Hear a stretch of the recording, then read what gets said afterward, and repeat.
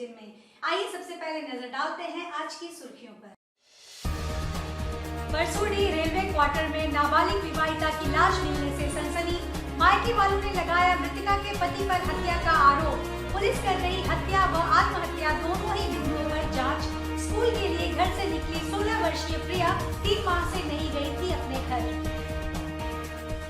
जिला उपायुक्त ने की विभागीय अधिकारियों के साथ उच्च स्तरीय बैठक। निर्माणाधीन 500 बेड अस्पताल की जलापूर्ति, बिजली और पुराने भवनों के जीर्णोद्धार पर चर्चा। विद्युत एवं पेय जलापूर्ति व्यवस्था का प्रस्ताव राज्य सरकार के पास भेजने का निर्णय। Centre for hearing impaired children में जागरूकता कार्यक्रम आयोजित। 13 दिसंबर को फ्री चेकअप कैंप का होगा आयोजन। 1990 में संस्था ने अपनी शुरुआत के साथ किया है बेहतर प्रदर्शन। लगभग 350 बच्चे इस सेंटर से हो चुके हैं लाभान्वित। 200 बच्चे वर्तमान में संस्था में कर रहे प्रशिक्षण प्राप्त। आइए बात करते हैं परसोडी रेलवे क्वार्टर्स में संदिग्ध हालत में मिली शादीशुदा नाबालिग युवती के शव की। जमशेदपुर के परसोडी के ऑफिसर्स कॉलोनी रेलवे क्वार्टर में शादीशुदा नाबालिग युवती की संदिग्ध हालत में लाश मिलने से पूरे क्षेत्र में सनसनी फैल गई। जहां परिजन घटनास्थल पर पहुंचकर युवती के पति सोनू कालिंदी पर हत्या का आरोप लगाने लगे। जांच करने पहुंचे वरीय पुलिस अधिकारी हत्या और आत्महत्या दोनों बिंदुओं पर इसकी जांच कर रहे हैं। सुंदरनगर थाना क्षेत्र के केड़ो निवासी व मृतका की मां मीनू साहू ने बताया कि 16 वर्षीय प्रिया साहू 3 माह पूर्व स्कूल जाने के नाम से घर से निकली और फिर लौटकर नहीं आई। जानकारी के मुताबिक प्रिया ने परसोडी थाना क्षेत्र ऑफिसर कॉलोनी निवासी रेलवे में कार्यरत सोनू कालिंदी नाम के युवक से प्रेम विवाह कर लिया था। परिजनों ने जानकारी मिलने पर लोक लज्जा के डर से रिश्तेदारों को कुछ भी नहीं बताया। आज अचानक प्रिया के मोबाइल से परिजनों को अज्ञात व्यक्ति ने फोन कर आत्महत्या की बात बताई। जैसे ही परिजन घटनास्थल पर पहुंचे, शव को संदिग्ध अवस्था में फंदे से नीचे पड़ा हुआ पाया। शव को इस स्थिति में देख परिजन पति सोनू कालिंदी पर हत्या का आरोप लगाने लगे और जमकर हंगामा खड़ा कर दिया। जहां किसी तरह से परसोडी पुलिस पति सोनू कालिंदी को हिरासत में लेकर थाने लेकर चली गई। जानकारी मिलते ही सीसीआर डीएसपी अनिमेश गुप्ता घटनास्थल पर पहुंचे और बताया कि प्रथम दृष्टया मामला हत्या से संबंधित लग रहा है। फिलहाल हर बिंदुओं पर पुलिस जांच पड़ताल कर रही है। पोस्टमार्टम रिपोर्ट आने पर ही लड़की की मौत के कारणों का पता चल पाएगा। मामला यहाँ से सूचना गई थी कि एक बच्ची है जो कि अपने घर से भागी हुई थी और शादी करके यहाँ रह रही थी और उसका संदिग्ध मौत हुआ है और उसका बॉडी बिस्तर पर पाया गया है। उसका पति जो है जो शादी करके लेकर के आया, फांसी लगाने की बात बताया, लेकिन मामला संदिग्ध है।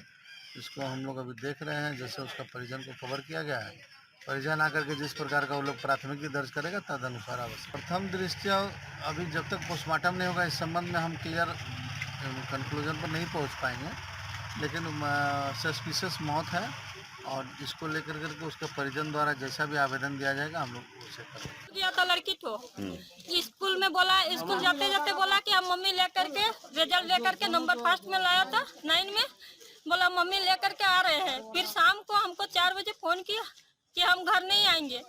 फिर मेरा बेटी लोग को हम बोल दिए तो बोले माँ किसका साथ गया है। हम बोले हम कुछ नहीं जानते हैं। हम बोले किसका साथ किए हैं, हम वो भी नहीं बताया।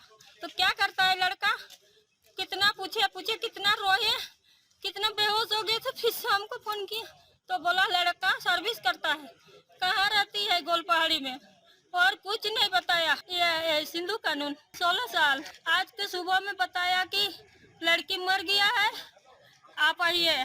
का कौन फोन किया हमको पता नहीं। हम लोग थाना आए, थाना में रेलवे ये में पूछे, फिर हम लोग नहीं जानते हैं, बोला जाइए पीछे में। फिर पुलिस वाला लेके यहाँ आया। नहीं हम देखे तो जला हुआ है, जलाया है, पूरा चमड़ा चिर लिया।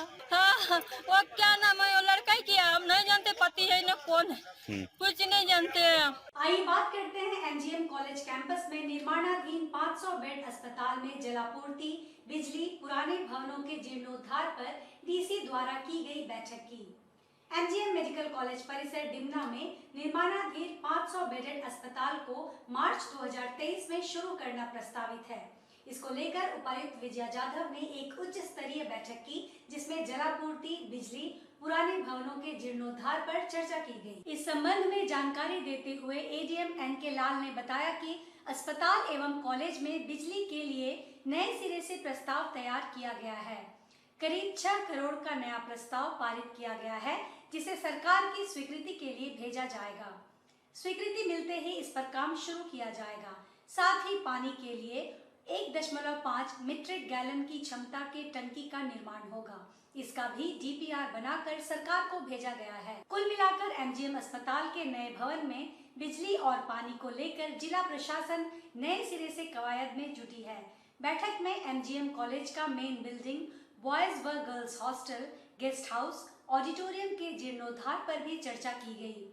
उपायुक्त द्वारा प्राथमिकता के आधार पर 16 दिसंबर तक ऑडिटोरियम एवं हॉस्टल के जीर्णोद्धार के लिए प्राक्कलन बनाने का निर्देश भवन निर्माण विभाग के इंजीनियर को दिया गया। एमजीएम प्रशासक सह एडीएम लॉ एंड ऑर्डर ने बताया कि मार्च तक एमजीएम कॉलेज परिसर में नए अस्पताल के शुरू हो जाने के बाद एमजीएम अस्पताल में भी निर्माण कार्य शुरू कर दिया जाएगा। दरअसल एमजीएम कॉलेज और एमजीएम अस्पताल के बीच काफी दूरी है, इसलिए विद्यार्थियों के अध्ययन की सुविधा को ध्यान में रखते हुए कॉलेज परिसर में 500 बेड वाले अस्पताल का निर्माण किया जा रहा है। उन्होंने बताया कि महिला एवं प्रसूति विभाग में फिलहाल 20 बेड बढ़ाने के लिए आवश्यक संसाधन उपलब्ध कराए गए हैं, जो अगले 2 दिनों में मरीजों की सेवा में उपलब्ध हो जाएगा। आज एमजीएम कॉलेज और एमजीएम हॉस्पिटल को लेकर के बैठक हुई थी। इसमें बहुत हाई लेवल बैठक थी। सभी एग्जीक्यूटिव इंजीनियर, एमएनएससी, सीईओ सब हुए थे। डीसी मैम की अध्यक्षता में मीटिंग हुई थी। इस मीटिंग में मेन उद्देश्य है कि नया हॉस्पिटल जो बन रहा है डीमना में, उसमें कुछ इशूज था। एक बिजली का इशूज था, बिजली कनेक्शन का, और दूसरा इशू था वाटर सप्लाई का।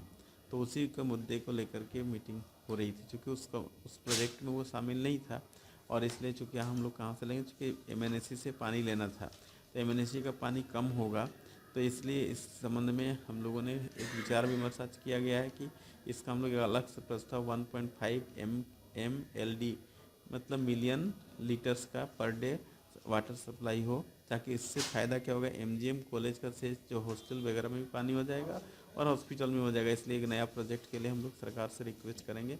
ये निर्णय हुआ है। दूसरा निर्णय हुआ कि बिजली के संबंध में हम लोग एस्टीमेट बनाए करीब 6 करोड़ का, वो एस्टीमेट बनाया, वो पैसा भी हम लोग मांग रहे हैं। वो होगा तो उसका डेडिकेटेड लाइन होगा और डेडिकेटेड वाटर सप्लाई होगा। तत्काल हम लोग कहें कि जैसे मार्च के आसपास उद्घाटन होना है, और जब उद्घाटन होगा तो उस समय नया हॉस्पिटल वहाँ पे रहेगा। पुराना हॉस्पिटल जैसे वहाँ शिफ्ट हो जाएगा, तब हम लोग पुराना हॉस्पिटल में फिर काम लगाएंगे। अभी नया हॉस्पिटल के जो ऑलरेडी डीमना में बन रहा है उसके बारे में बता रहा हूँ आपको। तो ये हॉस्पिटल पे अभी पानी का सप्लाई के लिए था प्रॉब्लम्स संयोजन को लेकर के, चूँकि एमएनएससी का पानी कम होगा, तो ऐसी परिस्थिति में देखते हुए हम लोग ने एक डेडिकेटेड ट्रीटमेंट प्लांट वहाँ पे लगवाने का प्रस्ताव हम लोग भेजने का आज निर्णय लिया गया है। इस प्रस्ताव को हम लोग भेज रहे हैं सरकार को, और प्रस्ताव को थोड़ा सा परस्यू करके उसको कराना पड़ेगा, तभी ये भविष्य के लिए भी अच्छा रहेगा। क्योंकि आज से 30 साल तक का सोचना पड़ता है। ये 500 बेड का है। हम लोग कोशिश कर रहे हैं, और हमने इनको टाइम लिमिट भी दिया है एलएनटी को कि दिसंबर तक उनको प्लास्टर करना था। ऑलमोस्ट प्लास्टर का काम हो गया, बाकी शेष काम को उन्होंने कहा है कि मार्च तक हम 100% कर देंगे बोला है। जैसे हो जाएगा उसके बाद हम लोग उद्घाटन कराएंगे। उद्घाटन कराने के बाद फिर हम लोग जब वो वहाँ पे जब शिफ्ट कर देंगे, तब यहाँ काम शुरू होगा। बाकी यहाँ अन्य प्रक्रिया जो है वो पूरा होते रहेगा। इस बीच हम लोग अभी करीब 15 से 20 बेड हम लोग गायनी में यहाँ पे अभी बढ़ा रहे हैं। तत्काल अल्टरनेटिव व्यवस्था करके बेड को हम लोग एडजस्ट करके 20 बेड और गायनी को बढ़ा रहे थे। गायनी में कुछ समस्याएं हो रही थी, तो उन समस्याओं को हम लोग सॉर्ट आउट किए, बेड दे दिया है, और वो आजकल से बेड वो लग जा रहा है। तो हम लोग का जो कुछ महिलाएं जाती हैं, बेड नहीं मिलता, हम लोग को भी खराब लगता है, कोई वापस हो जाता है, तो हम लोग चाहते हैं कि वापस ना हो। आइए बात करते हैं centre for hearing empire children में जागरूकता कार्यक्रम के आयोजन की।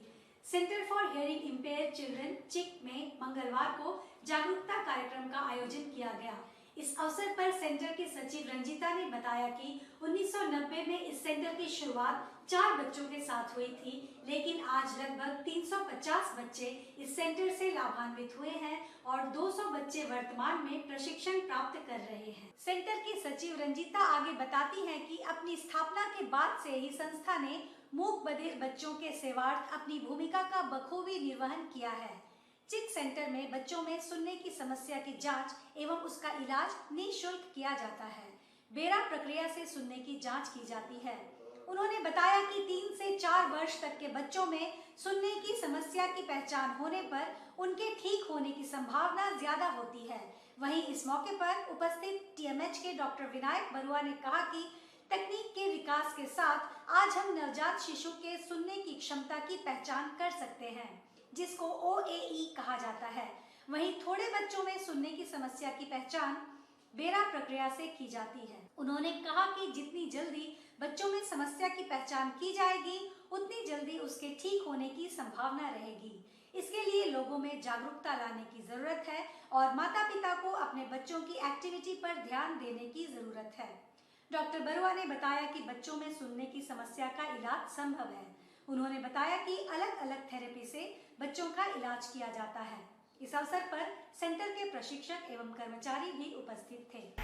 चिक 1990 से स्थापित है, यहाँ पे फंक्शन है और यहाँ पे हम लोग बच्चे जो सुन नहीं सकते हैं उनका निःशुल्क फ्री ऑफ चार्ज ट्रीटमेंट करते हैं। ट्रीटमेंट के तहत थेरेपी होता है जिसमें वो लोग सुनना और उसके बाद बोलना ABT के द्वारा सीखते हैं। और हमारा ऑब्जेक्टिव है कि ये सेशन के बाद जो कि 2 से 3 साल का रहता है, डिपेंडिंग अपॉन उनका कितना हियरिंग लॉस है, वो एक रेगुलर स्कूल में जाए और नॉर्मल लाइफ लीड। ये दिस सोसाइटी सपोर्टेड है टाटा स्टील से और हम लोग को काफ़ी सपोर्ट मिलता है इस ग्रुप कंपनी से। हमारे यहाँ एक रेजिडेंट ऑडियोलॉजिस्ट है जो पूरे समय सेंटर में रहते हैं। हमारे पास एक स्पीच एजुकेटर है और ट्रेंड एक्सपीरियंस टीचर्स हैं जो कि यहाँ पे थेरेपी देती हैं। बच्चे एट प्रेजेंट हमारे पास 25 हैं और अभी हमारे पास बच्चों की कमी है क्योंकि शायद अवेयरनेस कम है इस सेंटर के बारे में। तो अगर आपके जान पहचान में अगल बगल कहीं पे भी अगर आप लोग को लगता है कि ऐसे बच्चे जिससे हमारी सुविधा की ज़रूरत है, प्लीज़ हमसे कॉन्टैक्ट करें। ये जो है ये उन बच्चे के लिए है जो 5 या 6 साल से कम उम्र के हैं, जो लोग सुनने के शक्ति लॉस हो गए। तो यहाँ पे क्या होता है, इन लोग का वहाँ पे डायग्नोसिस होता है। इनका डायग्नोसिस होके फिर उनका ट्रीटमेंट होता है। ट्रीटमेंट में बहुत सारे चीज़ है जहाँ पे स्पीच थेरेपी होता है, कैसे बोलना है, कैसे सुनना है, जो आप लोग अभी देख चुके हैं। और यहाँ पे जितने जल्दी बच्चे लोगों को पेरेंट्स लेके आएंगे उतना ही अच्छा है। और यहाँ से लगभग मान लीजिए हर सालाना मंथली तो 22-25 बच्चे रहते हैं। और ये जो ट्रीटमेंट है ये 1-2 महीना वाला नहीं है, ये कम से कम 2-3 साल लगता है। क्योंकि बच्चा तो एक तो है सुन नहीं सकते, तो धीरे धीरे उनको सुनने का शक्ति जागरूक करना है, अलग अलग चीज़ दिखा के। और सुनने का शक्ति का माध्यम से इन लोगों को बोलने का स्पीच वाला ट्रेनिंग करते हैं। तो ये अगर कोई ये उम्मीद में है कि 1-2 महीना में हो जाएगा, वो नहीं होगा। उसके लिए कम से कम 2-3 साल लगेगा। और इसके लिए मैं बोला जितना हो सके लोगों को इस सेंटर के बारे में जानना चाहिए और जल्दी आना चाहिए। पूरी तरह फ्री है, इसमें ना एम्प्लॉय या नॉन एम्प्लॉय कोई भी हो, टाटा के हो, गैर टाटा के हो, सबके लिए फ्री।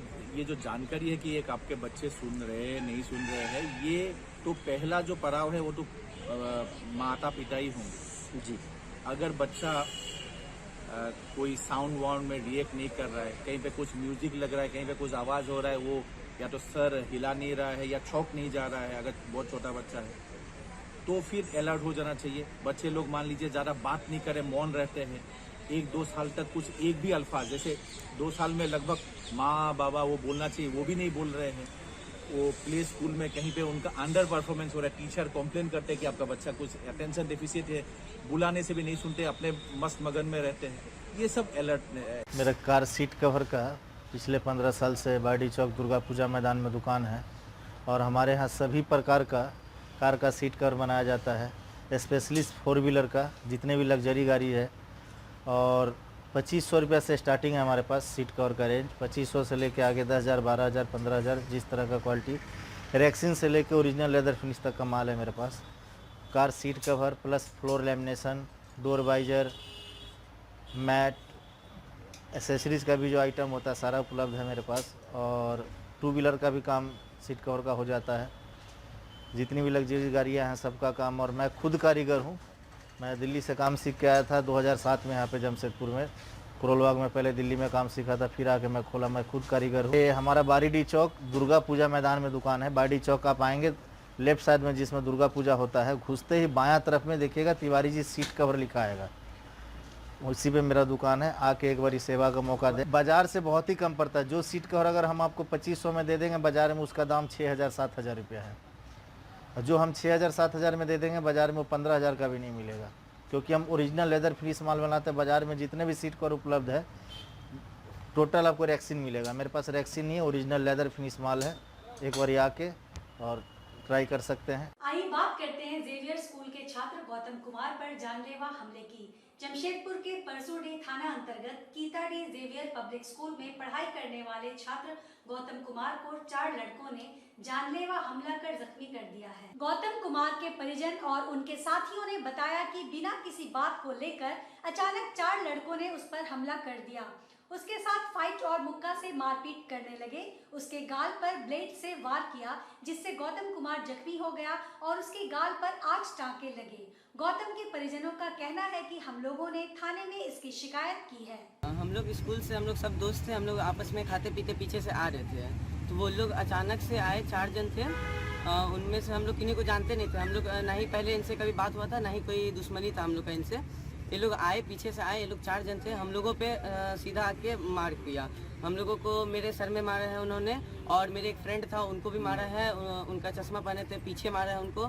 फिर उनके हाथ में ब्लेड, एक जन मुंह में ब्लेड लेके आए थे और एक हाथ में अस्तूरा भी लिए हुए थे। वो लोग ब्लेड चलाते हैं इनके मुंह पे, मतलब पता नहीं कहाँ चला रहे थे, लेकिन बाय मिस्टेक उनका मुंह पे लगा है। और अभी हॉस्पिटल गए तो उनको 8 टाका पड़ा है। और उसके बाद फिर लड़की को भी उन्होंने धमकाया है। उनके गर्दन पे अस्तूरा रखा था उन्होंने। उनको ऐसा बोलता है तुमको हमसे डर नहीं लगता, ऐसा कुछ उन्होंने बोला। फिर उसके बाद फिर जब हल्ला हुआ तो तब वो लोग भागे हैं। सर लड़के, एक का नाम टिल्लू और एक का नाम मनीष नाम है, और एक का नाम मेढक करके ऐसे बोलते हैं। और इन लोगों को पहले हम लोग इनको नहीं जानते थे। हम लोग जेवियर पब्लिक स्कूल कीताडी स्कूल से आ रहे थे, 1:30 बजे स्कूल में छुट्टी हुआ कीताडी जेवियर पब्लिक स्कूल में। और इन लोग आ रहे थे 4 जन से, और रास्ते में पकड़ के इसको गौतम कुमार और सोनी कुमारी, ऋषभ कुमार, सब चारों स्टूडेंट आ रहे थे।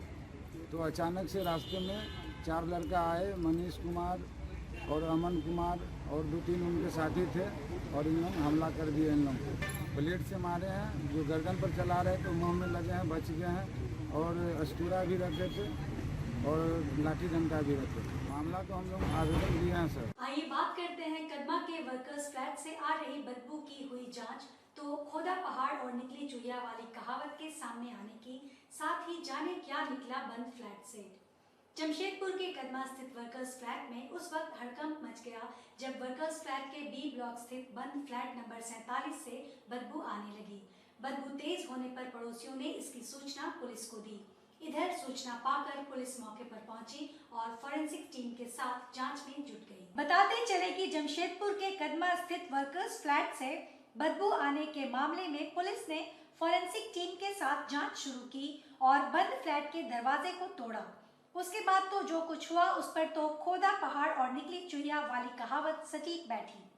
दरअसल जब बंद फ्लैट के दरवाजे को तोड़ा गया तो फ्लैट का शौचालय जाम होने की वजह से वहां से बदबू आ रही थी।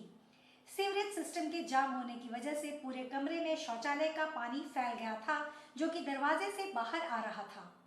आशंका थी कि कोई डेड बॉडी कमरे में है, लेकिन यह आशंका कमरे का दरवाजा तोड़े जाने के बाद निर्मूल साबित हुई। जानकारी देते हुए डीएसपी हेडक्वार्टर 2 कमल किशोर ने बताया, स्थानीय लोगों ने फ्लैट से बदबू आने की शिकायत की थी, जिसके बाद टीम घटनास्थल पर पहुंची। पुलिस ने फॉरेंसिक टीम के साथ दरवाजे को तोड़ा तो अंदर से शौचालय से गंदगी बाहर निकली हुई थी, जिस कारण फ्लैट से बदबू आ रही थी। बता दें कि यह फ्लैट टाटा स्टील के सेवानिवृत्त कर्मचारी LN मुखी के नाम पर है। 2013 से वह अपने परिवार के साथ किसी और जगह रहते हैं। 2 दिनों से फ्लैट से बदबू आ रही थी, जिसकी शिकायत पड़ोसियों ने पुलिस से की थी। ये सूचना ये मिली थी कि इस फ्लैट के अंदर से काफ़ी बदबू आ रही है और फ्लैट के दरवाजे से कोई तरल पदार्थ जो है वो सीढ़ी के नीचे जो है कि बह रहा है और उससे भी जो है बदबू आ रही है। तो यहाँ के आसपास के लोगों ने इसकी सूचना कदमा थाना को दी थी और साथ में टाटा स्टील को भी दिया था। टाटा स्टील के भी जो स्टेट डिपार्टमेंट के जो एम्प्लॉय हैं वो लोग आए, प्लस कदमा पुलिस यहाँ पे आई। अभी हम लोगों ने जब जांच किया और फ्लैट का जो है ताला तोड़वाया गया तो ये पता चला कि इस फ्लैट में पिछले कई एक वर्षों से कोई भी आदमी नहीं रहता था और ये फ्लैट जो है कि खाली पड़ा हुआ था। अंदर जाकर देखने पर पता चला कि ऐसा लगता है कि पिछले कई महीनों से फ्लैट का जो बाथरूम है और लैट्रिन का पानी ये जो है ओवरफ्लो कर रहा है और ये फ्लैट के अंदर जो है हर एक कमरे में और हर एक स्थान में ये जो है कि फैला हुआ है। वहाँ से ओवरफ्लो होके ये सीढ़ी पर जो है कि नीचे गिरने आया। प्लस अंदर में कुछ कबूतर भी जो है कि मरे हुए हैं, क्योंकि काफ़ी दिनों से कोई नहीं रह रहा है, इस फ्लैट का कोई देख रेख नहीं है। तो इस कारण जो है मतलब इस प्रकार की जो है कि घटना ये हुई है और इससे जो है कि जो बदबू आ रहा था तो पुलिस को भी लगा और आसपास के लोगों को भी स्वाभाविक रूप से लगा कि हो सकता है कि अंदर में कोई डेड बॉडी हो, परंतु जांच करने पे इस प्रकार की कोई बात नहीं पाई गई है।